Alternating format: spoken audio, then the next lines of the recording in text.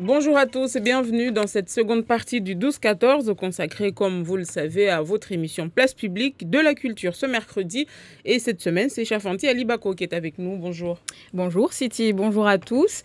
Et Souleymana Noussoura, connu pour avoir été durant de longues années le président de la CFE-CGC. Et il est à ce jour le président du CREFOM. Et aujourd'hui, nous l'invitons surtout en tant qu'auteur. Après avoir écrit Mobilisation pour Mayotte en hommage à sa petite fille, Noussoura Souleymana nous revient avec un nouvel ouvrage, cette fois adressé à son petit-fils Ben Assad, chéri mignon. L'amour est plus fort que tout. Un petit livre facile à lire de 80 pages environ, qui est une lettre à son petit-fils, un héritage, mais aussi une déclaration d'amour à son épouse. À l'intérieur, notre invité se livre de manière très personnelle sur sa vie de couple, ce qui aurait pu le détruire et ce qui l'a rendu plus fort. Noussoura Souleymana, bonjour et merci d'être avec nous. Oui, bonjour Chafanti, bonjour Siti. Je vais vous surprendre, c'est que avant de répondre à tout ça, je vais vous dire que le 10 octobre, c'est l'anniversaire de ma femme. Donc, bon anniversaire madame. Et donc, je ne vous ai pas dit ça, vous ne le saviez pas. Donc, je n'ai pas voulu vous le dire. Vous voulez donc me dire que pourquoi j'ai fait ça, c'est ça votre première question. En fait, avant d'arriver aux questions, je propose de le refaire en version shimaoré, n'est-ce pas? Pour nos auditeurs. Watukufu timiezini marahaba ivomlio na wasi suku ya leo risi dukuru tamaduni rimlahiki bwana Souleymana Noussoura ajulhana wamba mahamengi ya raisi wa ishama ya madailiano CFE-CGC tena raisi wa CREFOM shikao ya kilio wa Faransa waziti za Faransa za vwenze beleovani anawasi haudukuru buku yahe ya lawati halevani mwangishayo mjuwahe Ben Assad haumbanyasia harmwa maisha yahe ya meso ususwani harmwa androla marahaba ivo ulio nawasi.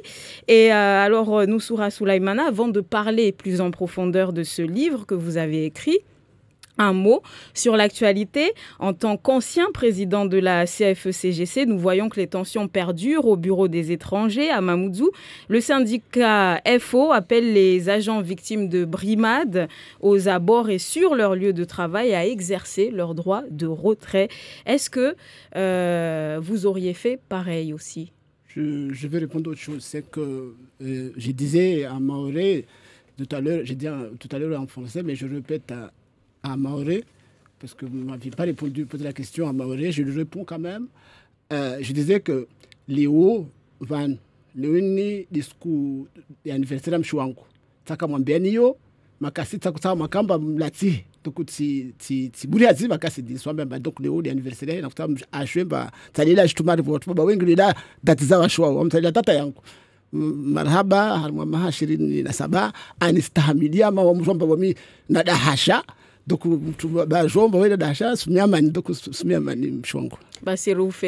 félicitations à vous et à votre épouse. Alors, pour répondre à la question, la position du syndicat FO qui aujourd'hui appelle les agents du bureau des étrangers à cesser le travail. Honnêtement, moi j'ai fait mon temps, j'ai été remplacé, donc je n'ai pas de mots à dire à cette question.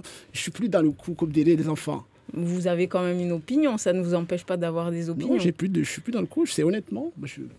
Il faut laisser aux gens qui sont sur comme disait le chanteur de Aqua, là, comment il s'appelle?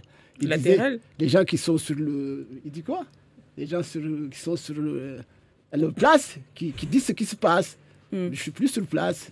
D'accord, venons-en maintenant à votre livre. Il y a déjà un premier livre pour votre petite fille et ce deuxième est adressé à votre petit-fils. Vous ne vouliez pas faire de jaloux ou bien vous aviez réellement des choses à dire, à exprimer cette fois? Vous allez être surpris, c'est que j'ai 2 ou 3 autres ouvrages déjà qui sont en train d'être... donc j'écris déjà sur d'autres ouvrages pour vous dire que je prends plaisir à écrire parce que j'ai eu entre 20 ans et 50 ans un âge assez comprimé. J'étais dans beaucoup de choses, mais qui ne se voyaient pas de l'extérieur. Donc moi, je sais que j'ai une vingtaine d'années là de temps, parce qu'au-delà de 70 ans, on peut perdre, on rentre dans la zone de perte de mémoire. On peut perdre sa mémoire dans cette zone-là. Donc je sais avant que je sois dans le trou, j'essaie de transmettre le message. Et donc, j'écris abondamment et je me suis même acheté des postes pour pouvoir écrire. Donc, c'est un plaisir vraiment d'écrire, de transmettre. Et comme j'ai actuellement deux petits-enfants, une fille et un garçon, comme j'avais écrit à la fille dans la mobilisation pour Mayotte, il m'était normal que je parle au garçon. Et là, c'est une lettre personnelle. Pourquoi est-ce que vous avez finalement voulu rendre témoin tout le monde? Pourquoi, par exemple, ne pas écrire une lettre qui est plus personnelle plutôt qu'un livre? Non, parce que les gens à Mayotte, vous me donnez l'occasion de dire que les livres de Mayotte, ils ne sont pas dans les collèges, dans les lycées, dans tout ça. J'ai envie qu'on parle de Mayotte et qu'on parle de Mayotte à la maison, à l'école, dans tout. Nous devons parler de nous. Et donc, pour montrer l'exemple, je parle de moi, justement. Et les gens, quand ils vont voir grand-père parler de grand-mère, ça va les intéresser. Donc, ils vont rentrer dans l'écriture. Donc, c'est une opération beaucoup d'entrée. Une opération avec beaucoup d'entrée. Et donc, j'ai écrit à mon petit-fils, qui est donc, parce que forcément, madame était un peu jaloux quand je me suis livré à la petite fille. J'ai vu les réactions.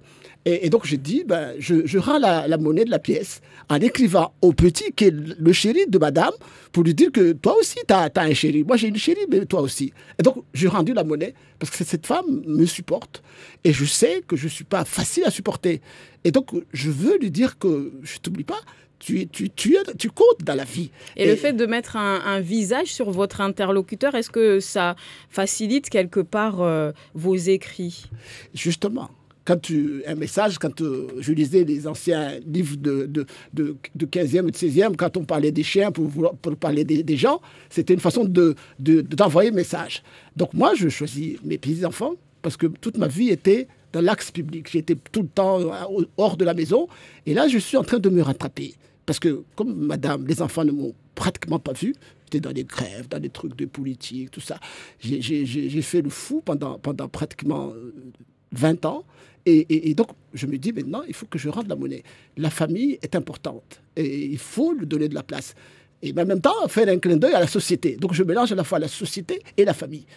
Mais justement, ça ne vous éloigne pas trop de votre rôle de syndicaliste puisque vous continuez quelque part à défendre Mayotte, à parler de Mayotte, mais différemment. Quand on est un peu vieux, on se calme. Donc, je commence à être sûr. Donc, je choisis des travails de personnes âgées. Et donc, des gens qui disent des messages de morale. Et voilà. Donc, je suis plus ce garçon qui était un peu... voilà. C'est plus ça. Mais le combat reste le même. Vous savez, ma mère m'a toujours dit, un piment reste toujours un piment, même quand il est sec. Il se joue sur d'autres fronts, on va dire. Alors, je ne sais pas si le technicien, il peut montrer donc le livre. C'est de ce livre-ci dont on va parler. Et on va un petit peu situer l'histoire pour que nos auditeurs et téléspectateurs puissent nous suivre. Sada, qui est la ville de vos parents, la vôtre aussi, puisque vous y vivez encore aujourd'hui. Eh bien, c'est là où vous rencontrez celle qui va devenir votre future femme, alors qu'elle est en classe de 4e, dans des circonstances un peu particulières. Est-ce que vous pouvez nous raconter cette anecdote ? Je crois que c'était un samedi. Je venais de quelque part, je crois que j'étais en réunion comme d'habitude, j'étais partout, je courais un peu, et j'arrive devant, si vous allez à Sada, vous savez, à la maison de l'artisanat, en face, il y a je veux dire, après la mairie, la mairie annexe, il y a une maison avec des grilles. C'est là que ils étaient en train de chercher des bananes. Ils étaient 3, elle avec ses copines, 4. Et ils avaient acheté les bananes à l'époque à 1 franc. Ils avaient droit à 3 bananes. Et comme ils étaient 4, il manquait une banane. Et j'ai entendu, quand j'arrivais, alors que je ne connaissais personne dans le tas, celle qui sortait de l'eau, c'était justement celle qui est devenue ma femme. Mais je ne connaissais pas à l'époque. Et c'est elle qui avait choisi, alors qu'elle était la plus grande de taille et la plus jolie en plus. Et elle a dit aux autres de lui donner un petit bout. Donc, les 3 autres allaient lui donner du bout. J'arrivais en face, moi je venais chercher les bananes parce que je suis friand des bananes aussi. Et j'ai choisi de lui offrir une banane à madame. Comme ça, je sautais sur les bananes, j'ai donné une banane à madame, c'est comme ça que ça a commencé. Alors, à quel moment est-ce que vous avez su que cette jeune fille allait être votre épouse ?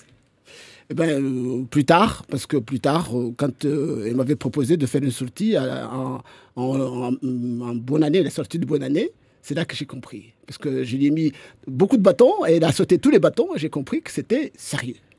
Je vous lirai dans le livre, je lui avais donné un certain nombre de conditions pour qu'il puisse venir, mais comme elle était vraiment décidée, là, elle a accepté toutes les conditions. Je me suis dit, quand en face, on lève le niveau, vous devez aussi monter votre niveau. Donc j'ai compris le message.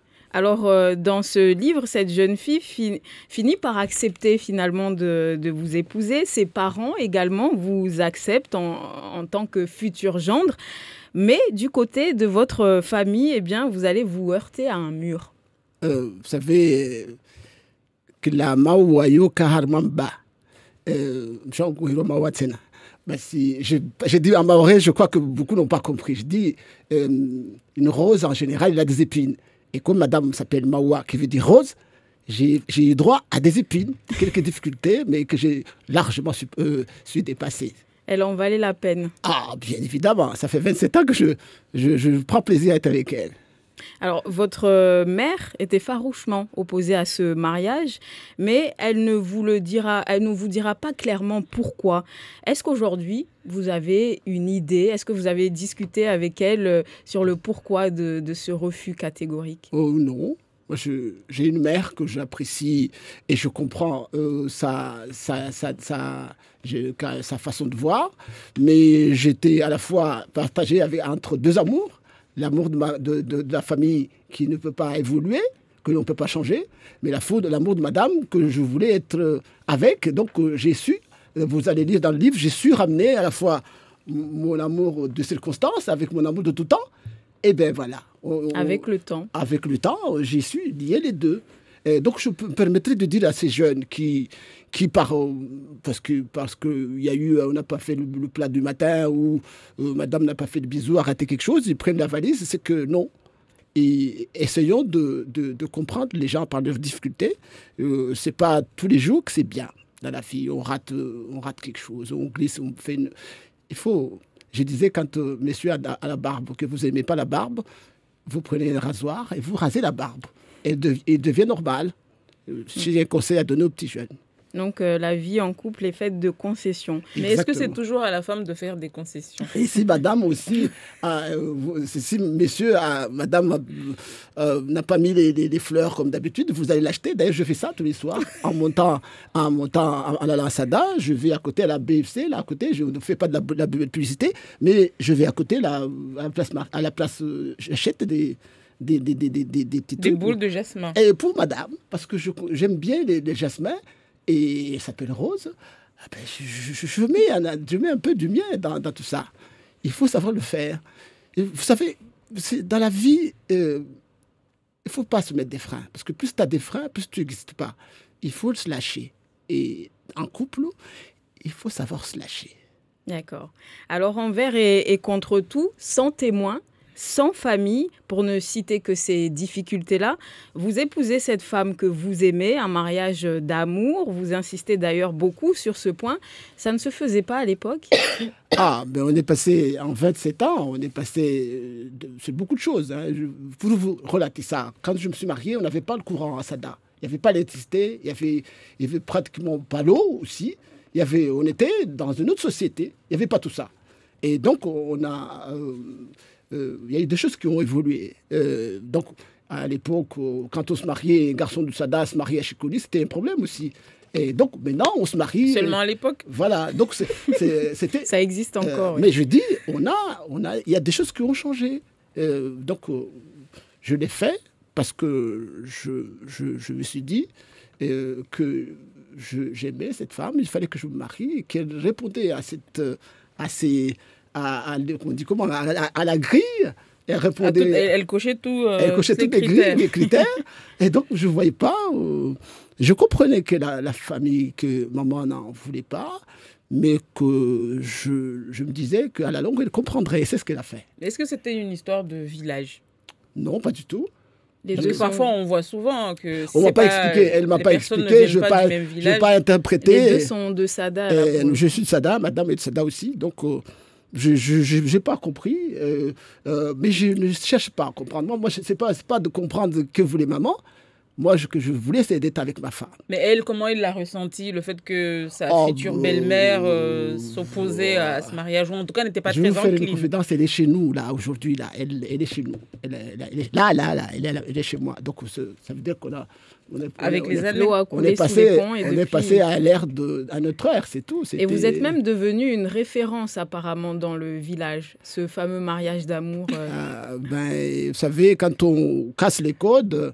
normalement, on est remarqué. Donc, j'ai voulu justement dire que ce que vous m'avez vu dans le syndicat, dans les associations, cette façon de revendiquer, la revendication, et même dans ma vie de tous les jours.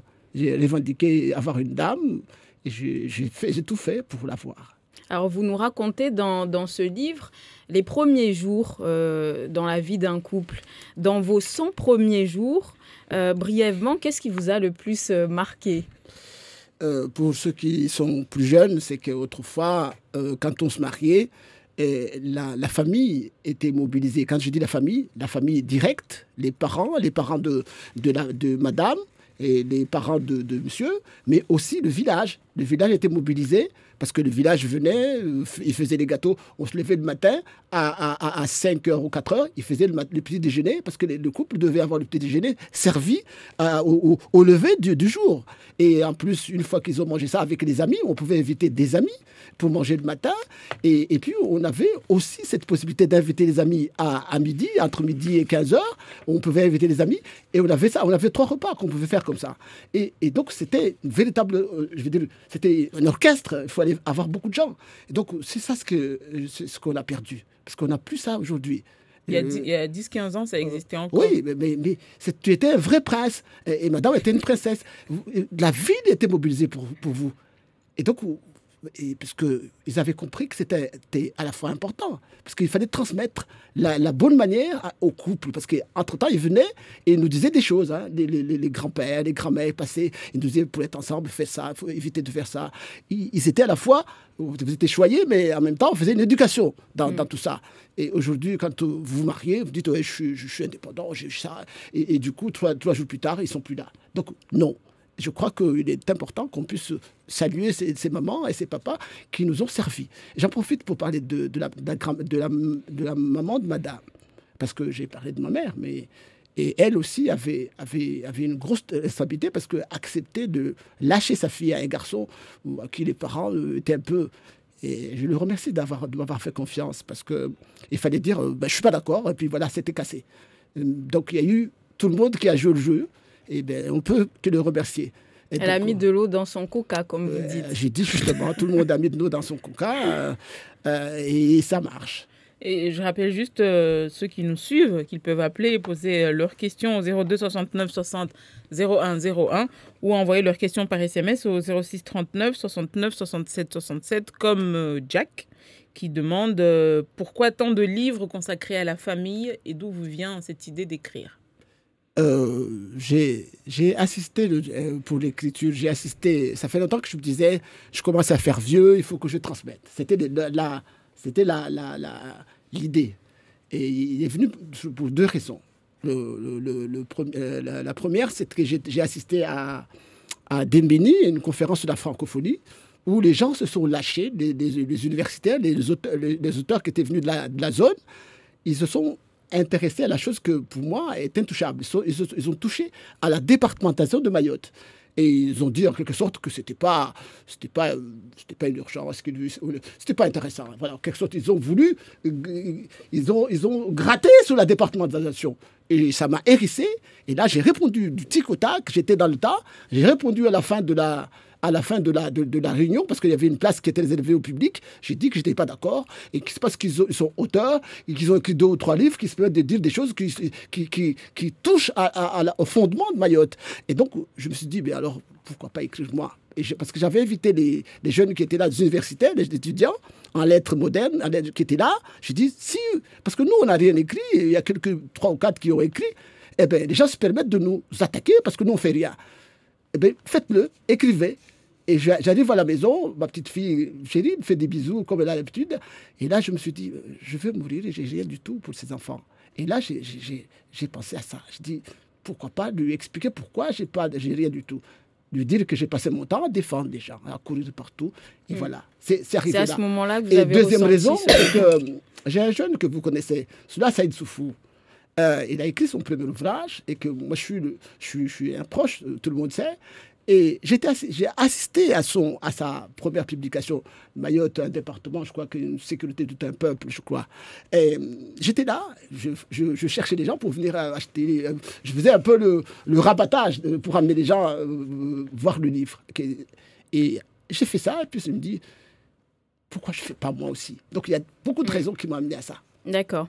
Donc, c'était une suite logique en soi. Tout à l'heure, vous disiez qu'il y avait beaucoup de choses avec le temps qui se sont perdues à Mayotte. D'ailleurs, je vais citer un passage que j'ai trouvé intéressant dans votre livre où vous dites on vivait au jour le jour et on n'avait pas vraiment d'argent, on n'avait pas de dépenses majeures non plus. On devait veiller à faire face chaque jour aux besoins du foyer. Il te fallait avoir ton riz, tes marmites pour cuire les aliments, de la volonté, de la santé, pour aller au champ, planter le manioc, la banane, les patates. Pratiquement tout le monde allait en mer la nuit pour pêcher des poissons. Vous précisez également que seules les familles les plus aisées disposaient de lampes à pétrole pour s'éclairer. Et on sent comme une pointe de nostalgie, pour ne pas dire d'amertume. Est-ce que nous étions plus heureux avant ? Je dis à mes enfants, parce que quand je dis, papa, tu vas me chercher du pain à la boulangerie, c'est pas loin de chez moi. Il dit, oh, je suis fatigué. Je dis, mais vous imaginez, nous, on se levait le matin. Avant d'aller à l'école, qui était donc à 7 heures, on allait chercher de l'herbe pour les chèvres de la famille, parce que chacun devait avoir ses chèvres, parce que comme on n'avait pas beaucoup de moyens, ça servait un peu d'appoint. Quand on avait besoin de quelque chose, on prenait parmi les chèvres, on égorgeait. Et donc, il fallait faire les chèvres, il fallait aller chercher la banane à Mtsagaché, loin, à 4 km de là, il fallait, donc l'après-midi, si vous êtes à l'école le matin, vous devez aller au champ, on avait tout ça, on était préparés pour être chef de famille. Et les femmes et les garçons aussi. Aujourd'hui, les enfants, je crois qu'ils sont dans la facilité. Et donc, j'ai dit à mes enfants, attention. Vous savez, moi, j'arrive au bout, mais attention. C'était une vie de labeur. Aujourd'hui, on est quand même assez bien pourvu. On avait sa vie méritée. Je l'ai dit dans, je ne sais plus si le deuxième ou le premier, je disais que chaque matin, c'est le premier livre, je dis chaque jour, vous devez vous dire, qu'est-ce que vous allez faire pour la communauté? Est-ce que ce que vous gagnez de la communauté, cette électricité que vous avez, cette école que vous avez, c'est tout ça, ce que vous avez, est-ce que vous le méritez? Et donc, chaque jour doit être mérité. Les gens travaillaient, ils suyaient, ils allaient chercher, ils étaient au charbon. Et donc, chaque jour avait sa peine. Aujourd'hui, j'y passe le temps. On a tout qui nous tombe Ils lisent même dessus. pas les bouquins quand on leur donne les livres, ils lisent même pas. En fait, ils croient que tout est facile. Mais justement, en parlant de facilité, il y a un auditeur ou une auditrice qui demande pourquoi nous, les jeunes, on n'arrive pas à rester très longtemps dans un mariage. C'est Malala qui pose la question. Donc, je lui dis que dans la vie d'un couple, on peut se rater des fois. Mais c'est normal. On peut se rater, on peut avoir des vues sur autre chose, on peut être mal à l'aise, dire des bêtises, ça peut arriver. Mais entre se rater un jour ou rater quelque chose et rater sa vie de couple, il faut réfléchir à 2 fois. Je disais en boutade tout à l'heure, quand monsieur a la barbe, que vous n'aimez plus la barbe, vous prenez le rasoir et vous l'enlevez, il devient normal. Et quand madame n'a plus de cheveux, il a coupé les cheveux, que vous voulez les cheveux, vous allez acheter une perruque et vous mettez les cheveux. Vous faites entre vous, acceptez-vous, même dans vos différences. C'est la meilleure façon de pouvoir résister. Parce que chaque fois que madame fait une connerie, ou chaque fois que monsieur fait une connerie, on rate le bata-bata mal fait, ou le bisou est raté la journée, vous partez, mais vous partirez beaucoup de fois. Vous quitterez le couple 10 fois. Et après, on va se mettre à rire de vous parce que vous êtes mariés 10 fois. Ça n'a plus de sens. Et les garçons ou les filles, feront attention, vous n'aurez personne. Parce qu'à force de vous marier avec toutes les filles ou d'être marié avec tous les garçons, vous n'avez plus de sens. Donc, faites attention. La fille a ses hauts et ses bas. Moi, j'ai 27 ans de vie de couple. Croyez-moi, ça n'a pas été facile tout le temps. Ça n'a pas été beau tout le temps. Mais on a tenu le cap. Il y a eu quelques vents, mais les choses... En tout cas, j'ai 4 beaux enfants et 2 beaux petits-enfants. Et durant ces plus de 25 ans de mariage, vous avez passé plus de 5 ans en extérieur, vous le dites, dans votre livre. Est-ce que c'est facile de concilier une vie de famille avec une vie professionnelle aussi active ? J'étais donc au lycée. J'ai dû quitter le lycée parce que papa était malade et je savais qu'il était mourant. Ça a duré 7 ans. Ça a duré 5 ou 6 ans, en tout cas quelques années. À l'époque, quand tu étais au lycée, tu pouvais travailler. Donc, je suis rentré et je me suis mis dans la fonction publique après le concours. Donc, je suis resté. Mais dans mon optique, j'avais dit, ça ne suffira pas. Avoir un bac ou avoir moins, ça peut servir maintenant, mais à l'avenir, ça peut ne pas servir. Et donc, j'avais une projection quand papa serait plus là, parce que je savais qu'il était mourant. Et quand les autres frères pourront commencer, et bien j'irai à l'école. C'est ce que j'ai fait. Je suis retourné au banc d'école. Mais est-ce que c'était facile, finalement, pour votre femme de supporter tous ces allées et venues ? Pourquoi j'écris ? C'est pour dire que cette femme m'a supporté. Et ça fait partie des problèmes. C'est que quand j'étais à Métropole, il y a une fois, je me suis dit, mais je fais quoi ici ? Parce que elle commençait à me manquer, j'étais un peu fou. J'ai appelé madame, je dis, mais madame, je vais rentrer là. Elle m'a dit, tu sais, moi aussi tu me manques, mais reste là-bas, parce que ce que tu fais est important pour le couple. Je suis prêt à avoir les difficultés que nous avons, mais ce que tu vas faire là va servir à tout le monde. Donc cette femme a su accepter ce garçon qui est un peu olé, il l'a gardé. Et donc, on ne peut pas ne pas être sensible. On ne peut pas. Et dans cette perspective de faire une vie à 2, mais à distance, parce qu'il y a un internaute ici qui demande, as-tu vécu une vie de couple à distance ? Si oui, c'est quoi le remède ? Comment faire ? J'appelais tous les jours, mais ce n'est pas suffisant. C'est pas suffisant. C'est difficile. Mais c'est le prix, justement. Quand on ne se voit pas, quand on est loin, quand vous êtes loin, vous vous rendez compte que vous êtes utile. D'ailleurs, quand ça ne va pas, je vous conseille à certains de faire un tour quelque part, puis de revenir. Des fois, quand tu ne vas pas... Ça ira mieux. Voilà, quand tu pars pour une semaine, tu reviens, tu as l'impression qu'elle est devenue jolie, elle a changé tout de suite. Et puis, voilà, les choses changent. Et à force de se voir, peut-être qu'on se rend pas compte qu'on est bien. Quand elle n'est plus là, tu dis, mais dis donc, et tu penses à elle, et là, ça te le fait vivre. Donc moi, j'ai eu beaucoup de sorties. Par rapport à ma vie, j'étais un politique, je sortais beaucoup, et puis j'étais dans un syndicat, j'ai eu beaucoup de sorties. Et donc, c'est ce que j'ai dit. J'ai eu, pour l'anecdote, il y a une fois que j'étais parti à Madagascar, parce que dans le cadre de la coopération, j'étais parti et faire une semaine là-bas. Et quand je suis revenu, je suis parti déposer mon sac à l'aéroport, et j'ai repris le sac à l'aéroport. Ce jour-là, j'ai compris que je faisais des bêtises. Le fait d'être parti une semaine et de venir avec mon bagage et reprendre la valise et repartir à Métropole, j'ai pleuré dans l'avion. Les gens disaient, mais il aime bien l'avion. Mais j'ai dit, mais qu'est-ce que je fais ? Je deviens con, mais je rate ça. Madame est en train de partir, moi je vais dans l'avion. Mais je me suis rendu compte ce jour-là que je faisais des bêtises. D'accord. Donc, vous nous avez donné là tout de suite un des secrets de votre mariage réussi. Plus de 25 ans de mariage derrière vous, je rappelle, malgré les obstacles, bien que beaucoup de gens ne donnaient pas plus d'1 mois à votre couple. Alors, oui. Justement, quel est le secret de la longévité finalement ? Je dis un peu.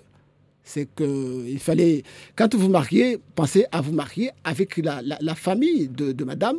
Non seulement madame tout seul, mais la famille aussi. Donc, moi, quand je crois son oncle ou sa tante, je me prosterne. C'est des gens qui sont la famille. C'est madame, mais en plus grand. Mais donc, est-ce que c'est par les années qui courent, enfin par les temps qui courent, la société de Mayotte aujourd'hui, c'est des choses faciles à faire? Ben si je le fais, moi je suis ordinaire comme vous. Mais il y a 27 ans quand vous... Je suis ordinaire comme vous. Donc, quand vous l'avez fait, aujourd'hui c'est plus compliqué, je ne sais pas.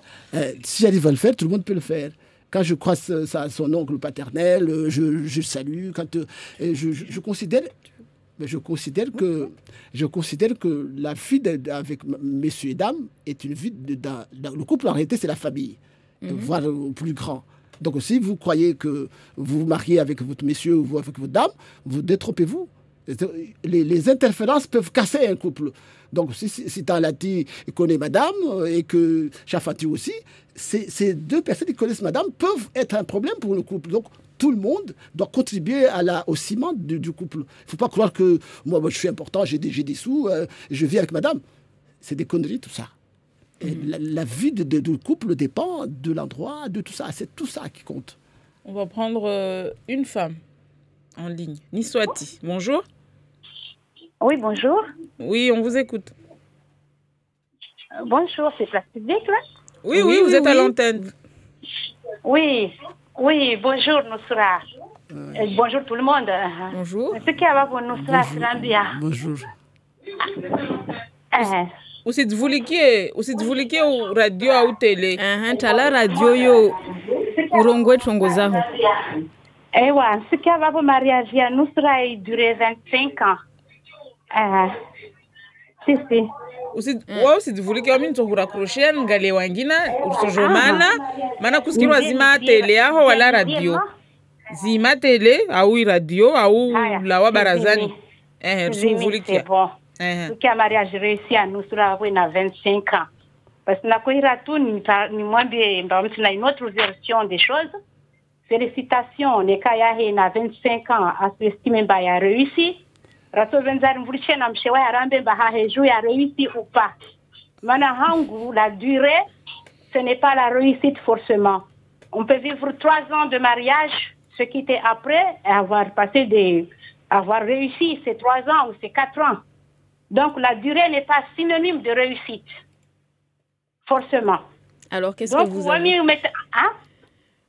Donc, le mariage, ça a duré 20 ans à 30 ans. On a un malheur et tout, à cela nous roule du tout. Donc, il y a des sauf hangoujou, il chitou, il tolongwa. Donc, ne kawai, ana chouzahe zangina, zifanya ota mariage, il a réussi, c'est très bien. Mais il y a hangoujou, il y a un modèle forcément. On peut vivre 5 ans heureux et puis on se quitte, on peut vivre 25 ans malheureux. Donc, il réussit, il a tout, il a dit, je vais voir, j'arrive les Zimbabwe, a réussi au mariage ou pas? Marhaba, Madame Niswati. On a compris l'esprit de son questionnement. Si vous allez l'amener, allez-y. Mais redevenons calmes. Le mariage, dans son propre, c'est de vivre pour la vie. Donc, quand on se marie, il ne faut jamais demander à quitter madame ou monsieur au bout de quelques mois. D'ailleurs, quand vous avez cette ambition de la quitter au bout de quelques mois, votre mariage est faussé. Donc, le principe, quand vous prenez une dame ou un monsieur, vous le prenez pour la vie. Si d'aventure, il y a d'autres choses qui vous embêtent, que vous partez, c'est un échec. Mais il ne faut pas se marier pour un CDD. Ça ne se fait pas. Le mariage, ce n'est pas un CDD. Cette femme relève d'ailleurs un point important. Quelle est l'opinion de votre femme? Est-ce que déjà elle a lu le livre? Elle l'a lu. Elle m'a fait des observations. Mais elle m'a fait plein d'observations. Mais moi, ces observations restent à elle. Alors, ce qui, moi, m'a interpellée aussi, c'est la facilité que vous avez à vous dévoiler et à dévoiler votre vie intime au vu de la proximité à Mayotte. Finalement, tout le monde se connaît. Ce n'est pas embarrassant de citer des anecdotes aussi personnelles?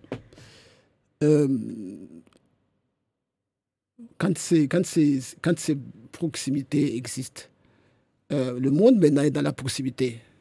Donc, dans ce cas-là, il faut se taire. Il faut se taire, ne rien dire. Donc, c'est une réalité, tout le monde le sait. Et donc, je disais à mes petits-enfants, à mes enfants aussi, et c'est une histoire que beaucoup de gens peuvent le raconter. Et donc, je le raconte à ma façon. Et donc, ça les évitera d'aller avoir des gens d'à côté qui, des fois, ne maîtrisent rien du tout, mais pour des raisons X ou Y, diront des bêtises. Donc, moi, je me suis appliqué à être pratiquement dans la ligne droite, expliquer ce que j'ai vécu, mais pour éviter que d'autres personnes aillent dire des conneries. En fait, c'est ça le but de l'opération. Établir la vérité pour être sûr que... Je dis à mes enfants et à mes petits-enfants ce que c'est. Parce que quand je parlais de ça à mes enfants, ils me disent « Ah bon, mais c'est joli tout ça !» Donc, ils étaient toutes petites. Maintenant, je ne sais pas leur opinion. Mais avant, quand je disais « Ah oui, c'est joli, c'est mignon !» Et donc, j'ai écrit ça parce que je sais que, vous savez, ce bas monde-là... on peut passer la trappe à tout moment. Hein. Donc, en fait, je garde un peu. Si jamais je disparais, ils auront au moins ça. Donc, c'est une façon de graver quelque part votre histoire. Tout à fait. Ok. Donc, comme je n'ai pas de building, des grosses maisons, des comptes garnis, il faut que j'ai quelque chose. C'est un héritage, je laisse quelque chose à ces enfants qui peut-être n'auront pas l'occasion de voir, de jouer avec grand-père. Parce que je vais vous dire quelque chose. Ma fille, quand elle est arrivée, le papa est parti. Mes enfants n'ont pas connu mon père. Ils sont arrivés quand le papa était déjà parti. Donc, je suis encore là. Mais pour combien de temps? Donc, du coup, je rattrape le temps. Alors, Noussoura, vous avez longtemps été impliqué dans le syndicalisme, pour ne citer que ça. On a l'impression que vous penchez quand même de plus en plus vers l'écriture et le monde de la littérature. En témoigne notamment le marathon du livre que vous avez organisé en août. Ça marque un tournant pour vous? Vous savez, j'ai eu l'occasion d'aller à Paris, au Salon du Livre à Paris et au Québec, donc au Canada. J'ai vu le monde qui se mobilise pour l'écriture. Et donc, je dis que Mayotte gagnerait beaucoup à se mettre dans cette voie, la voie de la communication, la voie de... Parce qu'on a l'habitude de parler des gens, des bateaux qui n'arrivent pas à l'heure ici. On met beaucoup d'accent sur les bateaux qui n'arrivent pas à l'heure.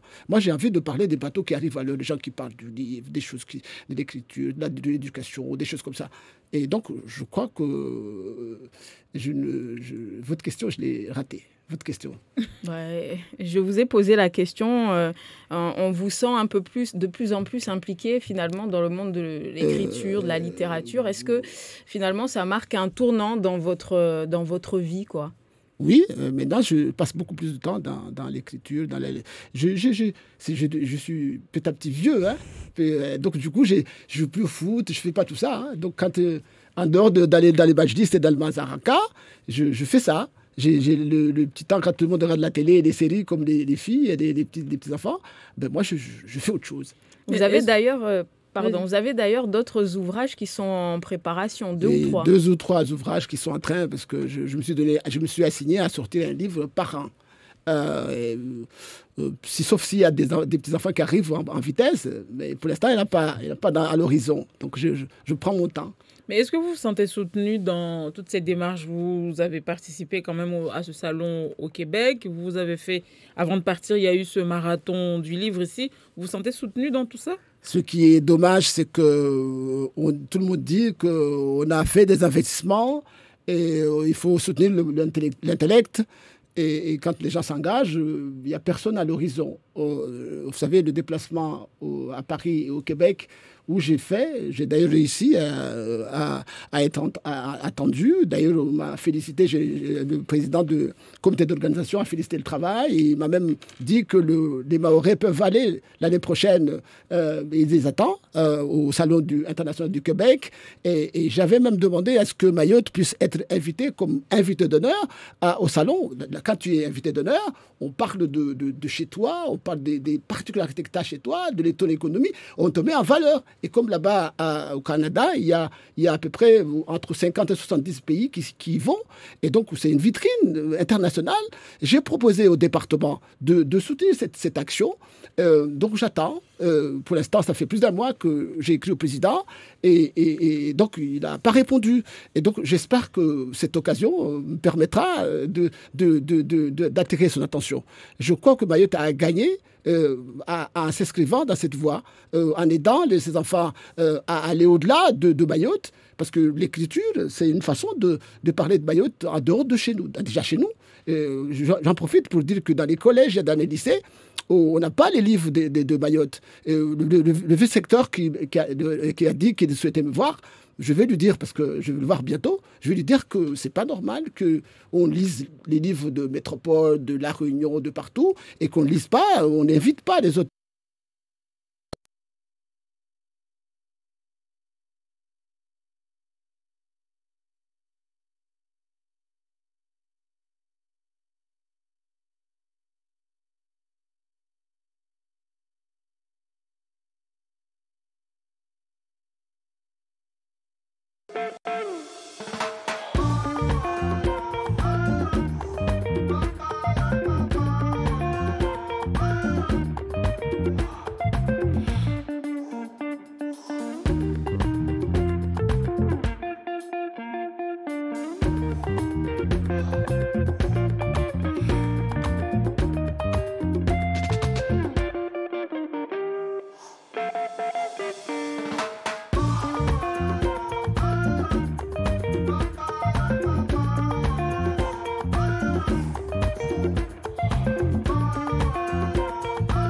c'est d'aller dans cette voie, à la fois permettre à ces livres de Mayotte de prendre la place à Mayotte et de pouvoir encourager les jeunes à apprendre ces voies, à écrire, à parrainer ceux qui écrivent. Parce qu'il y a beaucoup de gens qui écrivent, mais qui se cachent, ils n'arrivent pas à sortir de l'eau. Encourager les gens à sortir de l'eau, à écrire et aller parler de Mayotte au-delà des murs de Mayotte. En fait, nous avons des choses à dire, mais on n'a pas les occasions. Donc de créer des occasions pour que Mayotte s'exporte. Mais s'exporte il a dit, j'ai écouté, qu'est-ce qu'il a dit quand on parlait de celui qui est, comment il s'appelle, le musicien là, qui est parti il y a quelques jours, là, Aznavour. Dans l'éloge de président, il a dit que Aznavour avait compris que la langue française est un État dans l'État. Et donc, nous avons beaucoup à gagner en étant des champions de la langue française. Donc, voilà ce que je dirais. On gagnera beaucoup si nous arrivons à la fois à écrire et à aller l'exporter venant de Mayotte. Parce que à Paris, c'est déjà bien. Mais venez de Mayotte, des gens qui écrivent et qui se défendent la langue française, vous croyez que c'est pas rien. D'accord, donc faire en sorte qu'il y ait plus d'exemples pour ces jeunes, des exemples accessibles qui ouvrent la voie finalement de l'écriture. On est bon, par exemple, dans l'athlétisme, on est bon dans le basket, mais on doit être bon dans la langue française. C'est important, la langue française. Je veux que les Mahorais prennent la place qui leur revient. Et on peut le faire, et ça doit se faire à l'école, mais ça doit se faire aussi au-delà des écoles, dans la vie de tous les jours. Nous pouvons le faire. On peut le faire. Donc là, vous mettez votre costume de défenseur de la littérature mahoraise.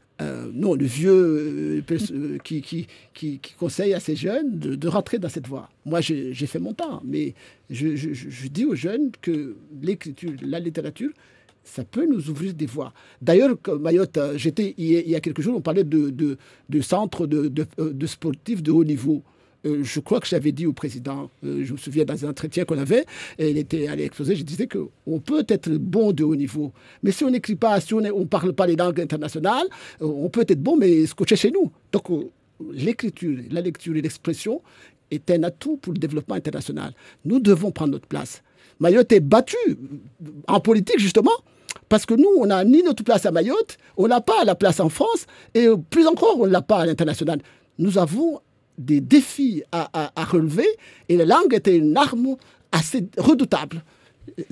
Donc, je suis revenu à mes bases, parce que même en étant tout vieux, j'ai un angle bien précis à défendre les intérêts de ce territoire, mais d'une autre façon.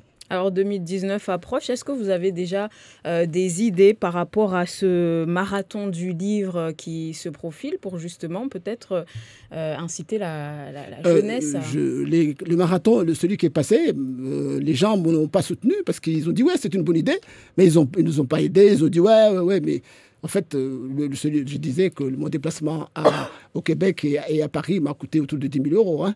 10 000 euros, un garçon qui n'a rien du tout. À vos frais. Je suis ruiné, là, avec ça. Mais je l'ai fait. La cause publique, c'est pas grave. Je suis pas encore parti, je suis là. Mais j'ai fait le marathon aussi, j'ai voulu que les gens me soutiennent. On m'a dit oui, mais on n'était pas préparé. Donc ça m'a coûté aussi 2 000 euros. Donc 12 000 euros dans l'opération. Mais ils m'ont dit, on va vous aider pour l'année prochaine. Beaucoup de collectivités ont indiqué qu'ils étaient intéressés, beaucoup d'associations. Et donc, on va le faire, et cette fois-ci, mieux organisé. Le principe, c'est que soutenir tous les gens qui ont écrit des livres dans l'année, pour qu'ils puissent faire comme moi, parce que les gens me disaient, vous faites vos livres, vous êtes à Mamoudzou, nous, on ne peut pas venir. Et donc, on a fait le tour, on a fait 8 communes, on a fait le tour de Mayotte en 3 jours.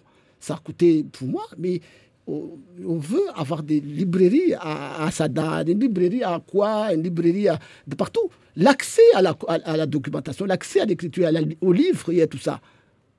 Est-ce que ces sacrifices financiers aussi, j'imagine beaucoup de temps, finalement, ça valait le coup? Est-ce que ça vous a apporté quelque chose là actuellement? Peut-être pas pour l'instant, mais... Le président américain, celui qui a été assassiné, vous croyez que c'était... Comment il s'appelle? Celui qui était... Kennedy disait qu'avant de demander à l'État ce qu'il peut faire pour vous, dites-vous ce qu'il peut faire pour l'État. Moi, c'est une façon de contribuer à la dynamique de collective. Je sais qu'un jour arrivera, on dira, il n'est plus là, ce garçon. Donc, comme je ne sais pas quand, J'essaie d'être utile. C'est tout. Si je savais quand est-ce, j'aurais... Voilà. Donc, j'essaie de contribuer à la dynamique générale. Je suis vieux, je commence à rater des choses. Donc, je ne peux plus jouer au foot comme avant. Ben, je joue à ça. Et je vous invite d'ailleurs, vous qui êtes un plus âgé que moi, de me rejoindre, d'écrire un peu vos mémoires. Parce que Mayotte a une histoire qui est passée à la trappe. Donc, il faut peut-être que nous nous mettions à écrire à nos enfants. Parce que si nous ne le faisons pas, on aura raté quelque chose. Parce que, vous savez, notre histoire à Mayotte, l'histoire des années 60, et l'affaire des départements, tout ce qui s'est passé autour, et beaucoup de gens ne savent pas. Et peut-être que chacun d'entre vous qui les regardez là, mettez-vous à écrire à votre façon. Parce que pour écrire, je ne suis pas plus intelligent que vous, messieurs qui vous regardez, madame. En fait, je me suis dit, je dois le faire. Donc, dites-vous, vous écrivez. Et si vous ne savez pas comment faire, vous me contactez pour la publication. Parce que je commence à être vieux dans la matière. Je pense que c'est une belle conclusion, en tout cas pour inciter les gens, les jeunes, la jeunesse à s'intéresser à l'écriture. Maintenant, si vous deviez appeler les gens à lire votre livre, qu'est-ce que vous leur diriez ? Il y a un paragraphe où je parle de coup de cœur. Il y a un endroit où je parle de coup de cœur ou coup de maître. À un moment où je suis allé voir la tante paternelle de madame, je lui ai dit que maintenant, si vous n'acceptez pas, je vais le faire quand même. Et ça a réveillé. Donc, c'est ce paragraphe-là qui me paraît être le paragraphe le plus piquant. Mais ce n'est pas de lire mon livre. Nous devons lire tous les livres. Et les livres doivent être... Vous, messieurs les maires, vous qui avez la capacité à faire des bibliothèques dans vos communes, nous devons les faire parce que nos enfants, s'ils n'arrivent pas à lire, ils n'arriveront pas à faire des mathématiques. La lecture est une base de développement. La lecture, c'est important. On doit le faire. Nous, on a raté des choses parce que justement, on n'avait pas des livres à l'accès. On n'avait pas cette façon de faire. Mais... Merci beaucoup Noussoura Soulaïmana d'être venu avec nous pour partager donc ce nouvel ouvrage Ben Assad, Chéri Mignon, l'amour est plus fort que tout. C'est ainsi que nous concluons cette émission Place Publique consacrée donc à la culture. Merci également Siti pour votre présence. Merci à Chafanti C'est l'amour qui m'a tenu. Et on se retrouve demain dès 12h pour le 12-14 et tout de suite c'est le journal de nos confrères d'RFI. Merci.